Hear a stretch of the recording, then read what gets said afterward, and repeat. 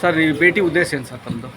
ಏನಿಲ್ಲ, ನಮ್ಮ ಕಾರ್ಯಕರ್ತರನ್ನ ಇದು ಮಾಡಿಕೊಂಡು ಚುನಾವಣಾ ಪ್ರಚಾರ ಮಾಡ್ತಾ ಇದ್ದೀವಿ. ಚುನಾವಣಾ ದೃಷ್ಟಿಯಿಂದ ಎಲ್ಲರನ್ನೂ ಕೂಡ ಭೇಟಿ ಮಾಡ್ತಾ ಇದ್ದೀವಿ. ಮಂಗಳೂರು ಜಿಲ್ಲಾ ಪಂಚಾಯತಿ ವ್ಯಾಪ್ತಿಗೆ ಹೋಗಬೇಕು ಅಂತೇಳಿ ಹೈಕಮಾಂಡಿಂದ ನಮ್ಗೆ ಆದೇಶ ಆಗಿದೆ.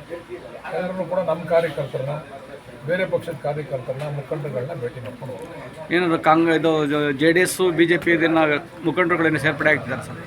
ಏರ್ಪಡೆ ಏನಿಲ್ಲ, ನಮ್ಮ ಹಳೆಯ ಸ್ನೇಹಿತರಲ್ವಾ, ಅವ್ರನ್ನೆಲ್ಲ ಒಂದೊಂದ್ಸರಿ ಮಾತಾಡ್ತಾ ಇದ್ದೀವಿ. ಒಟ್ಟಾರೆ ಎಲ್ಲ ಪಕ್ಷದವ್ರನ್ನೂ ನೀವು ಭೇಟಿ ಮಾಡ್ತಾ ಇದ್ರಿ ಸರ್. ಮೊನ್ನೆ ನಿಖಿಲ್ ಕುಮಾರಸ್ವಾಮಿ ಬಂದಿದ್ದರು.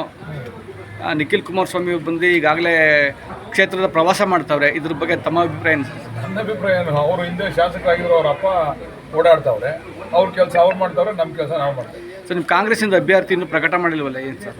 ನಮ್ಮದು ಹೈಕಮಾಂಡ್ ಪಕ್ಷ, ನಾವು ಪ್ರತಿಯೊಬ್ಬ ಕಾರ್ಯಕರ್ತನೂ ಅಭ್ಯರ್ಥಿ ಅಂತೇಳಿ ಕೆಲಸ ಮಾಡ್ತಕ್ಕಂಥದ್ದು.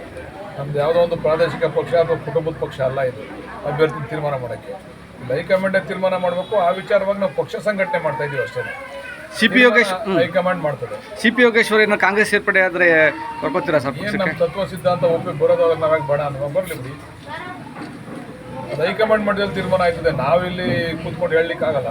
ಬಟ್ ನಮ್ಮ ಪಕ್ಷ ಸಿದ್ಧಾಂತಕ್ಕೆ ಬದ್ಧಾಗಿರ್ಬೇಕು ಅವರು. ಅವರೆಲ್ಲ ಹಲವಾರು ಬಾರಿ ಹಲವಾರು ಪಕ್ಷಗಳನ್ನೆಲ್ಲ ಬದಲಾವಣೆ ಮಾಡತಕ್ಕಂಥ ವಾತಾವರಣ ನೀವೆಲ್ಲ ನೋಡಿದ್ದೀರಾ. ಕಳೆದ ಬಾರಿನೇ ಅವರು ವಿಧಾನಸಭಾ ಚುನಾವಣೆಯಲ್ಲೇ ಬರ್ತೀನಿ ಅಂತೇಳಿ ಅವತ್ತು ಕೂಡ ಬರಲಿಲ್ಲ. ಈಗ ಆ ಒಂದು ವಿಚಾರ ಗಣನೆಗಿಲ್ಲ ಅಂತ ನನ್ನ ವೈಯಕ್ತಿಕವಾದಂಥ ಅಭಿಪ್ರಾಯ.